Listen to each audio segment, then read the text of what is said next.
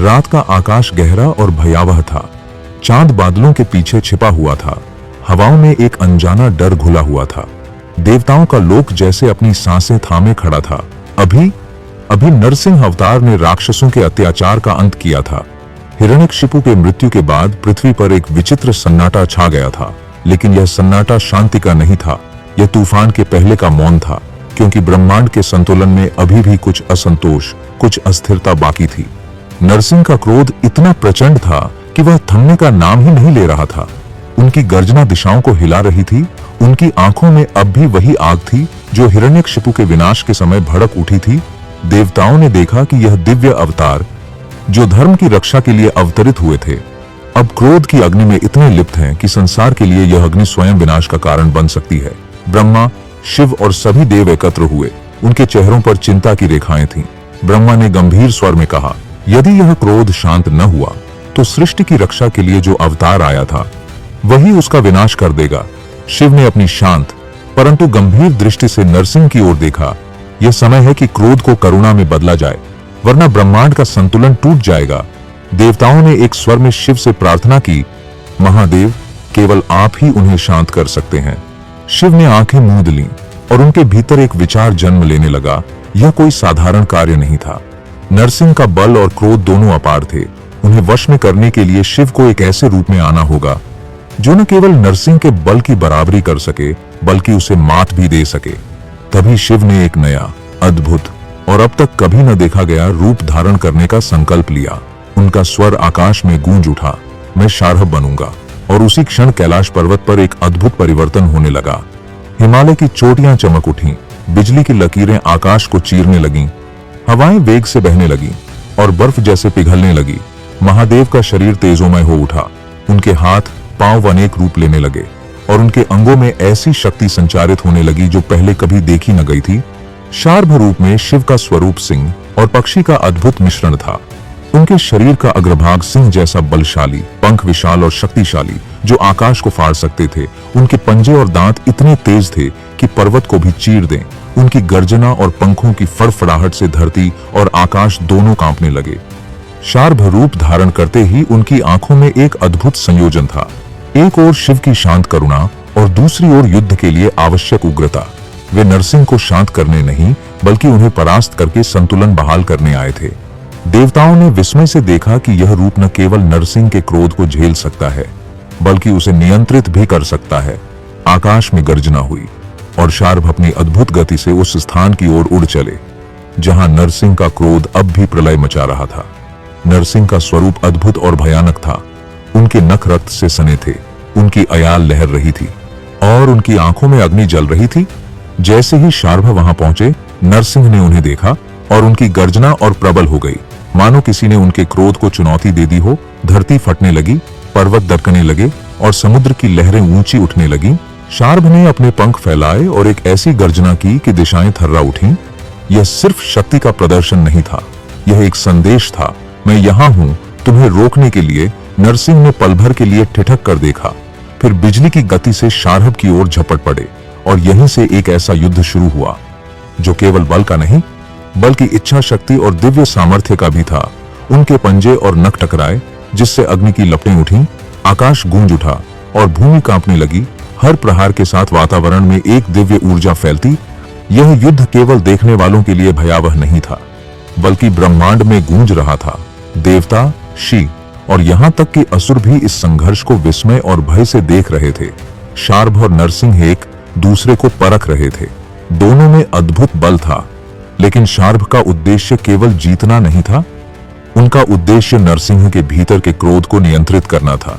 कई बार शार्भ ने अपने पंखों से नरसिंह को घेरकर रोकने की कोशिश की, तो कई बार नरसिंह ने अपने नखों से शार्भ पर आघात किया, लेकिन दोनों में से कोई पीछे हटने को तैयार नहीं था। यह युद्ध जैसे जैसे आगे बढ़ रहा था, वैसा वैसा उसकी तीव्रता भी बढ़ रही थी। आकाश में बिजली कड़क रही थी, हवाएं तूफान बन चुकी थीं और भूमि के हर हिस्से में इस संघर्ष की कंपन महसूस हो रही थी।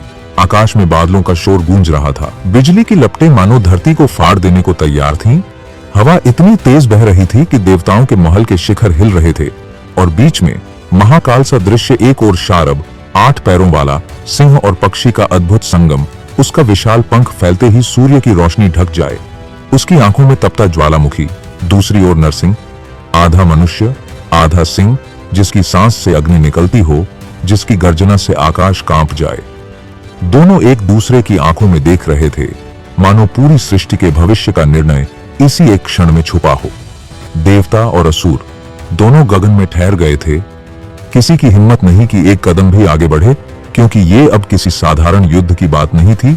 यह शक्ति और शांति, क्रोध और करुणा, विध्वंस और संरक्षण के बीच का टकराव था। शार्भ ने अपने पंखों को हवा में फैलाया। उनकी गति से ऐसी ध्वनि उठी जैसे हजारों शंख एक साथ बज उठे हों, और अचानक वह नरसिंह पर झपटा।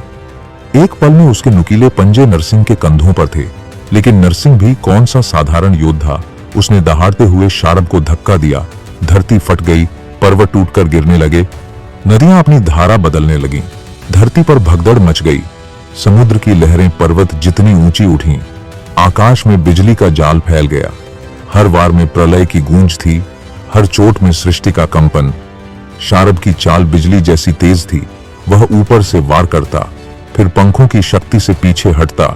उसकी हर हरकत में एक योजना थी, एक धैर्य था, जबकि नरसिंह का प्रहार आग के विस्फोट जैसा, बिना रुके बिना सोचे, बस सामने के शत्रु को मिटा देने की प्रवृत्ति से भरा हुआ। यही वह अंतर था जिसे देखकर ब्रह्मा, विष्णु और महादेव भी मौन हो गए थे। धीरे धीरे शार्भ ने नरसिंह के प्रचंड क्रोध को थामना शुरू किया। उसने अपने पंखों से नरसिंह को लपेट लिया। उसकी आंखों में देखकर मानो कह रहा हो, हे नरसिंह, तुम्हारा क्रोध उचित था, लेकिन अब वह समय बीत चुका है। अब शांति का समय है। नरसिंह की सांसें भारी हो रही थीं। उसकी दहाड़ अब गर्जना से अधिक थकी हुई सी प्रतीत हो रही थी। शार्भ ने नरसिंह को ऊंचाई पर ले जाकर धीरे धीरे धरती पर उतारा, मानो एक पिता अपने क्रोधित पुत्र को शांत कर रहा हो। वह क्षण ऐसा था कि आकाश के बादल भी थम गए, लहरें भी स्थिर हो गईं, और सूर्य की किरणें बादलों को चीरकर इस दृश्य पर बरसने लगीं। नरसिंह का रूप बदलने लगा। उसके पंजे धीरे धीरे हाथों में बदल गए। सिंहमुख मानवीय मुख में। उसकी आंखों में अब क्रोध नहीं, एक शांत मुस्कान थी। देवताओं ने राहत की सांस ली। असुरों ने भी सिर झुका लिया, क्योंकि उन्होंने समझ लिया कि यह युद्ध किसी को हराने के लिए नहीं था। यह युद्ध सृष्टि को असंतुलन से बचाने के लिए था। शार्भ ने प्रणाम किया। नरसिंह ने भी हाथ जोड़ दिए। यह दो रूपों का मिलन था, एक जिसने अधर्म का संहार किया और दूसरा जिसने धर्म के रक्षक को संतुलित किया। और यही संदेश आज के जीवन में शार्भ अवतार का महत्व बताता है।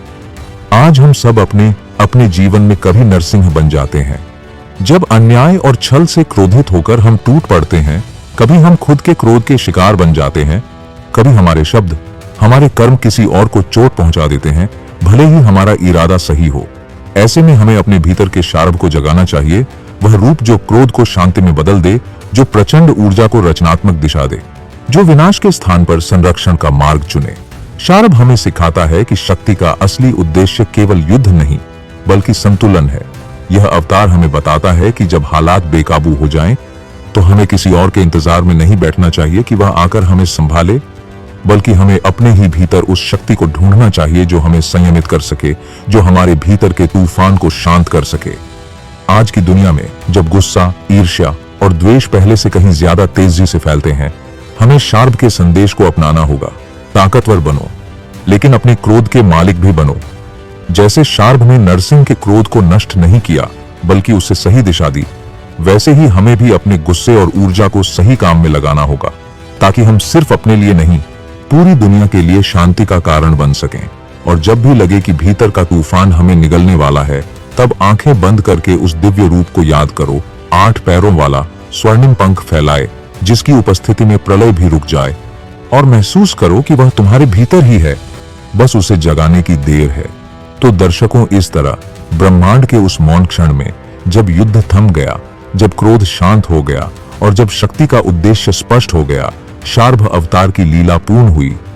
यह केवल शिव और नरसिंह के बीच की टकराहट नहीं थी, यह अहंकार और संयम के बीच का अदृश्य युद्ध था, जो हर आत्मा के भीतर चलता है। शार्भ ने यह दिखा दिया कि सबसे प्रचंड शक्ति भी अगर करुणा से रहित हो तो विनाश लाती है, लेकिन वही शक्ति अगर संतुलन और धैर्य के साथ हो तो सृष्टि को बचा सकती है। आज के समय में जब हर ओर संघर्ष और अस्थिरता है, शार्भ का संदेश पहले से भी ज्यादा जीवंत है। वह हमें सिखाता है कि अपने भीतर के प्रचंड स्वरूप को पहचानो, लेकिन उसे नियंत्रित करने की क्षमता भी जगाओ, क्योंकि वही सच्ची विजय है। जब हम भीतर के अंधकार पर जीत पाकर प्रकाश को स्थिर कर सकें और अंततः जीवन की इस अनंत यात्रा में जब भी तुम खुद को सबसे कठिन मोड़ पर पाओ तो स्मरण करना, शिव का वह रूप जो शार्ह कहलाता है तुम्हें यह विश्वास दिलाने के लिए है कि कोई भी तूफान इतना बड़ा नहीं जिसे तुम्हारी आत्मा का संतुलन पार न कर सके। यही है शार्भ अवतार का सनातन सत्य, यही है उसका अमर संदेश, और यही है वह दिव्य कथा जो समय की हर लहर पर गूंजती रहेगी। जय श्री नरसिंह, जय श्री हरि, हर हर महादेव।